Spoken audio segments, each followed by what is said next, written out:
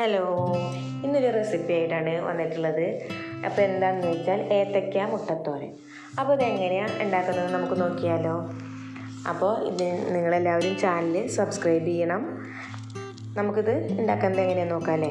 അപ്പോൾ ഇതിലേക്ക് വേണ്ടത് എന്തൊക്കെയാണെന്നറിയോ? നമുക്ക് 2 നേന്ത്രക്കായ വേണം, പിന്നെ കോഴിമുട്ട, പിന്നെ തേങ്ങ വേണം, പച്ചമുളക് വേണം, കറിവേപ്പില, വറ്റൽമുളക്, ചുവന്നുള്ളി, വെളുത്തുള്ളി, മഞ്ഞൾപ്പൊടി, മുളക് പൊടി, ഉപ്പ്, കടുക്, വെളിച്ചെണ്ണ. അപ്പോൾ ഇത്രയും സാധനങ്ങളാണ് നമുക്ക് വേണ്ടത്. അപ്പോൾ നേന്ത്രക്കായൊക്കെ 2 നമ്മൾ നന്നായി ചെറുതായി അരിഞ്ഞിട്ട് നമുക്ക് മുളക് പൊടിയും മഞ്ഞൾപ്പൊടിയും ഉപ്പൊക്കെ ഇട്ടിട്ട് ആവശ്യത്തിന് വെള്ളമൊക്കെ ഒഴിച്ച് നന്നായി വേവിച്ചെടുക്കുക. അതിനുശേഷം ചീനച്ചട്ടിയിൽ വെളിച്ചെണ്ണയൊക്കെ ചൂടാക്കി കടുക് പൊട്ടിക്കുക. പിന്നെ അതിലേക്ക് കറിവേപ്പിലയും വറ്റൽമുളകൊക്കെ ഇട്ട് നന്നായി വഴറ്റുക. പിന്നെ നമ്മൾ ചിരകി വെച്ചിട്ടുള്ള നമ്മുടെ അരമുറി തേങ്ങ ചിരകിയത് അതിലേക്ക് ഇട്ടിട്ട് നന്നായി വഴറ്റുക. ഇതിലേക്ക് നമ്മുടെ ചുവന്നുള്ളിയും വെളുത്തുള്ളിയും പച്ചമുളകൊക്കെ ചതച്ചിട്ട് അതിലേക്ക് ഇട്ടിട്ട് നന്നായി മിക്സ് ചെയ്യുക.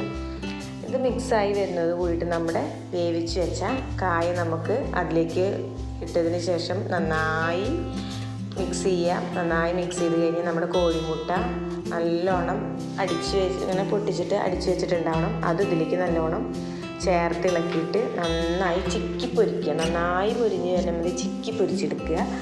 അപ്പോൾ നമ്മുടെ ഏത്തയ്ക്ക മുട്ടത്തോരൻ റെഡി ആയിട്ടുണ്ട്. അപ്പോൾ ഇഷ്ടപ്പെട്ട എല്ലാവരും വീട്ടിലൊന്ന് ട്രൈ ചെയ്ത് നോക്കുക.